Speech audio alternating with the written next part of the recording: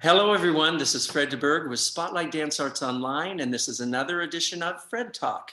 I am so excited. I have Miss Eileen Bowman with me. Eileen is a fellow alumni of the San Diego School of Creative Performing Arts. Ours was O'Farrell School of Creative Performing Arts. Eileen, it's so good to see you. Hi, it's good to see you too. Oh my gosh, it's been way too long, and I can't thank you enough for doing this interview. It's just like surreal to see you.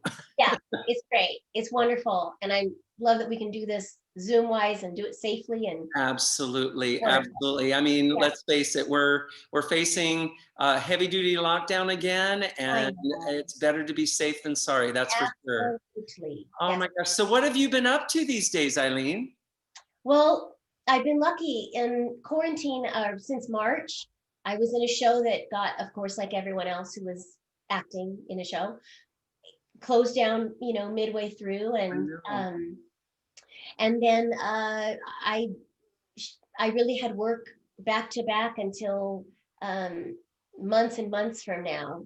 So, but that stopped and halted, and that's okay. I've had a couple gigs singing safely, and that's been great to sing again, because I really didn't realize I sing in my car and stuff too. But I know. but I have to say, the first job I had, I thought, ooh, I haven't really sang in several months. Wow. And that's kind of weird. So anyway, I've been blessed. I've been able to do a couple gigs here and there. Again, extremely safely, because I'm a rule follower, and I don't want to hurt anyone around me or myself. So I'm grateful for those 2 gigs. Yeah, you are one of the most talented singers I've ever known. I mean, you're just wonderful, and you're an amazing performer. I mean, at the high school that we attended, you and I don't think we ever actually did a show together. Nope. But were you in The King and I? You did The King and I. I was Anna in The King and I. Right. And you were just amazing job. Now, when did you start going to the School of Creative and Performing Arts? Oh my goodness, I'm so bad with years and dates. That's okay. Well, how old were you when you started? Well, I started in 9th grade, because I graduated from a Catholic high school in 8th. So my first year was 9th grade there, and it was just a blessing to get in there. It was kind of a fluke that I got in there, thanks to Florence glad you Johnson. did. I know, me too.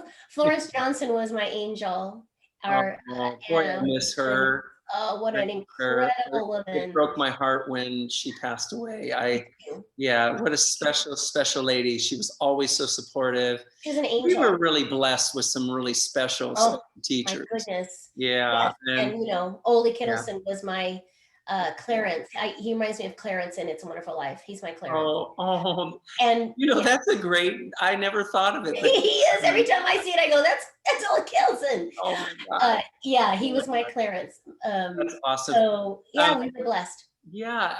So the one thing we did do together years and years ago was City Streets. You reminded me of that, and I think I put a lot of. I was there for 5 years or something. A lot of cast came in. You were with Vicky Agostino. Yes. We were just I just had an interview with her, and it was just so neat to to reacquaint myself with her and Sal, and it was just wonderful. So after City Streets, what did you end up doing?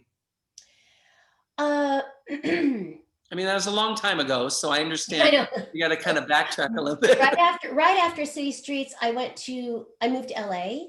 Oh, okay. And worked at Universal Studios. Oh, nice.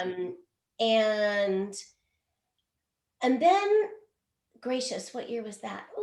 I lived in LA for years, just acted, and then came back here, and I would go back and forth and do shows here and shows in LA, and that's kind of I'm sorry. Just did shows, just worked. I was very grateful. I have to tell you, you're one of the most prolific workers. You're right. You have been blessed. You've been well, very fortunate to do a lot of things. How did, I got to ask you this, okay? You are the infamous Snow White infamous, in the infamous. Academy Awards. Yeah. What year was that? Oh my 19, no, that I know. God, I bet you do. That's the only year, that's the only year that I know. 1989. 1989. Yeah. How did Yeah. that come about? How did you end up with that job? Uh, very long story short, we'll have to do a podcast about Okay. just my day of auditioning for that, because your head will explode. It, okay, well, I auditioned for, I had a few friends in a show in Oh, okay. Vegas called Beach Blanket Babylon, which was an extremely long running show in San Francisco, and it moved to Vegas. Oh my gosh, The I haven't lead- heard that title in forever. I know, what a great show. The lead character was Snow White. They know that I love playing Snow White. So my friend said, you should audition. So I did. I thought I'll go to That's Vegas. how it came about. And You were amazing, by the way. well, thank You you. were absolutely amazing. Thank And you. you were mesmerizing. And Oh, I was like, I was scared to I death. know her. Oh my God, I was scared to death. Oh my goodness. And you know what? I remind myself, if I ever get nervous about, we all get nervous going on stage before. You should or you shouldn't do it anymore. But Right. I said, oh, I'll never be that nervous again. Ever in my entire life, I'll never be that nervous again. So I always, it's my, that's the bar You that should go to. and I think, well, yeah. With that being said, now obviously you've been performing for years and years and years. The one thing I know you've done pretty much, I think you told me about 17 years, was How the Grinch Stole Christmas. I did. I think, gee, I don't want to misspeak. I That's think okay. I did 15, 16 years. Okay. Again, I was in it Give or since, take a couple of years. What do you know? yeah, I was in it since the very first conception of the show. And Oh. so every year after that, just kind of goes into the next. So many cast members. Oh my God. So many, I mean, it was really one of the biggest blessings of my life. And anyone who's ever been blessed enough to do that show will tell you that it's kind of life-changing. And I have to confess, I never saw one of them. Well, it's because it's $150 a ticket. I mean, Well, who that's has true. that laying around? But I could have ushered. Yeah, you could have, Fred. I'm very hurt. You know what? It's still going on, and I would suggest anyone who has not seen it. I would definitely have to It see is really it. And ours, the production here in San Diego has not changed one iota. It's the same vision that O'Brien had, same heart. It has so much heart. It will change the way you look at Christmas. And if you love Christmas like I do, it will make you love it even more. So if you can usher, or you can't get a ticket, they don't give comps out. It's just kind of tight as a drum. But I think if you we're get both there, on, I'm you sorry. get there. Yeah. I think we're get both there. on the same Christmas train personally, because Christmas means so much to me. And It's my favorite.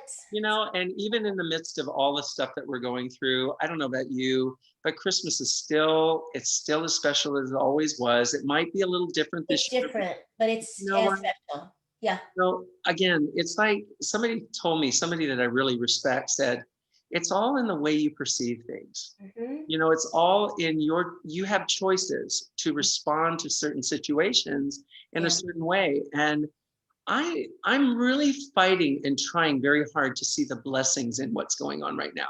Me too. And it's challenging. Don't get me wrong, but there's a lot of blessings. There's a lot of blessings. If we just open our eyes. Exactly. I agree. Around, take our eyes off ourselves. Take our eyes off ourselves. Amen to that. And look around, and God's like, and love on the people, love the people around you. I mean, just love on the people. And be grateful that they're around you. And I just love you. You and I are cut from the same cloth. I know we really are. I wanted to talk about one of the projects that you did not too long ago, I don't think, and that was when you played Judy Garland. Mm-hmm. Now, tell me a little bit about that. I can't imagine how hard that was. Well, wait, it's again one of those milestones that you think, absolutely, okay, this was the most challenging thing I had ever done. as an actress. And Well, as we grow as a performer, and as if you like you and me, I mean, we've been doing performing arts for a very long time, and I don't know about you, but I kind of set that bar of saying I want to challenge myself. I want to do something that really yeah, makes me a better performer. I made that rule for me a few years ago because what ends up happening is, especially in a town that everyone kind of knows you and you've been here for so long, Right. they think, oh, that's a good role for Eileen. And I love that so much. But gee, I like to be challenged Mm-hmm. also. And sometimes you really work for your paycheck, Oh yeah. and sometimes it's an emotion. The Grinch was an emotional paycheck. That's a great emotional paycheck because it fed you emotionally. Not a difficult show to do, but boy, So it was emotional. so am I understanding you correctly then? Your Judy Garland role was a milestone, but what did you find challenging about it? Well, I Loaded question. turned it down at first. I said, "Who's the fool that's going to do that in this town? That ain't going to be me." Well, it was, um, uh, and yeah, every single day it was. I would drive home from rehearsals and think, "What am I doing? What do I think?" This is like a colossal joke, and everyone's just going to find out tomorrow at rehearsal. Oh, and that never happened because God was like, "You can figure it out. You just, as performers, we have to figure it out." And more importantly than that, it was a great time in my career where I thought, oh, I bring a bag of tricks to every show that I do. And I look through it and I go, oh, I can use this. Oh, I can use that. Oh, I love when I use that.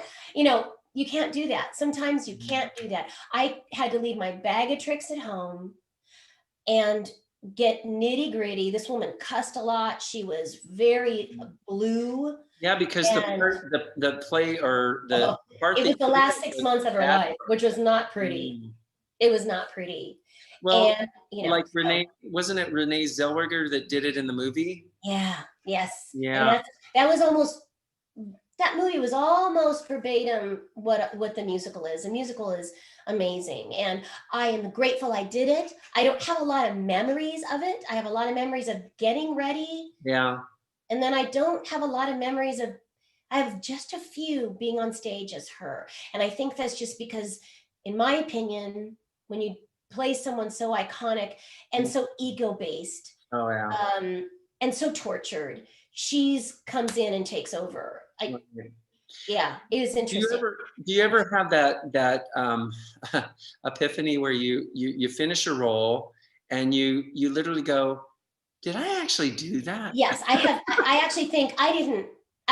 If I didn't have pictures and I didn't have people telling me that I did it, I really would be, oh, did I dream that? Because and we ran for 6 Body weeks. experience, isn't it? It's Out of out of body. every single performance was an out of body. Every single one. And that is remarkable. It is flying without a net underneath you. It's walking on a tightrope with nothing underneath you. And you have to just surrender. I had to surrender to that and say, I'm going to be scared. Every performance, I'm going to be scared. And I have to just come to grips with that. Right. And if people loved it, people were so kind to me. I'm not one to read reviews. I don't do that until I'm way away from a project, because I don't want anything to color. Oh, someone didn't like that, or someone liked that. I don't. Nope. I don't want to know. I just want to go out and do my thing, and I'll know by the audience. You got really good reviews, though. Hmm? You got some really good reviews. I can go back and look at some now, but I have to tell you, I'm thinking, who are they talking about? Because that's another proof that I did it. I understand. Another proof that I did it. So anyway, yeah, what a beautiful, beautiful time in my life. What a beautiful gift. Awesome. Yeah. Now, before we started our interview, we were talking about the way we perceive ourselves, and we were talking about self-image and acceptance of who we are and the struggles that we have as performers. And we were talking about, when we were kids, you were saying, well, I'm not I'm white and I'm really pale and I don't have blonde hair and what would you say to some kids that are really struggling with their own identity or struggling with self-acceptance? What would you say to somebody like that? Well, I think we spoke about this before. Mhm. I was lucky enough to have my Aunt France in my life, who and my parents and my, who when I had those times of kids were making fun of me, or I don't look like everyone else, and um, I know she I was bullied when I was a kid. right. So yeah, She I said, understand. just wait. It's all right. It's all right, Eileen. You're not going to have wrinkles on your face when you're 80. She'd say things like that. There But you she'd go. say, look for people that look like you. Look for people in this world who look like you. It's like Mr. Rogers says, when things are going crazy and you feel scared, look for the helpers. Look Mhm. around and you'll find someone helping. Go with them. Go be with them Okay. and help with them. That's So I so had to look cool. for women who look like me, and it helped me a lot. And I would just say, know that it gets better. Know that it gets better, but saying that to a child is tough, I It's know. very difficult, very But difficult. yeah, right Words hurt. now, Words hurt, and yes, they cut do. They really, do. they can cut really deep. And I know that Uh-huh. I had to recover as an adult. I had to recover of That's what you a have to lot of do. bad Yeah, things, you yeah. know. Yeah. So yeah, it's amazing. And the thing I Talk to love, someone. You just said, what would you do? I would tell them to talk to somebody. oh, absolutely, absolutely. Talk to somebody. And whoever's out there, you can talk to Eileen or me. You can call me. We'll listen. You can We love call you guys. me. You I'll know? tell you, I saw a beautiful post yesterday that one of my dear friends posted, and it's so beautiful. It said, if you are not accepted by your mommy or your daddy, then I'm your mommy right now, or I'm your daddy. Oh my gosh, I love that. Made me I cry. I thought, love that. I I'm love here. that. Anyone who needs, Oh my I'll do my gosh. best. I don't Oh know my gosh. hardly Okay. anything at all, but All right. My heart's going, oh, that's so awesome. yeah. That is awesome. Yeah. Well, the thing I love about you, Eileen, I mean, even though it's been a long time since we've talked or even seen each other, you, the one thing the one thing about you is that you're so incredibly positive and Mm, accepting of individuals. You are a light in the arts, and I know I appreciate as a that. person that believes in God, you are such an accepting, loving, caring person, and that's something that I know I aspire to also. I love It's something that's very important to me to love on the people that I come around. Of course, for me, religiously speaking, it says, love the Lord your God with all your heart, and then love your neighbor as yourself. Those are the two most important things. And, it's just really nice to have a fellow performer that doesn't always do Christian things. right. You like my quotes? I Christian things. know. I know. And see the opportunity to be there for people that really need to be loved and cared for and encouraged. So I applaud you. Bravo. Well, Bravo. hey, you know what? I just get up and every morning, and I try to do the best that I can. I try to be the best person I can, and that's all we can do. And I consider my profession my ministry. I just do. I just do. I agree with you on that. I So really agree with you on yeah, that. So I want to thank you for that. You know, gosh, Eileen, I'm so glad that I contacted you me and that we had too. this opportunity to talk, and that we can be an encouragement, and we can talk and let somebody in on our conversation. So it's been really great. Thank you. And I want to thank you. Ladies and gentlemen, this concludes our interview of Fred Talk in the Spotlight. Again, I want to encourage all of you, please, please keep the arts alive in San Diego. All right. Have a great day, Eileen. Thank Love ya. you. Love And you we'll talk too. soon. Okay. Okay. Bye-bye now.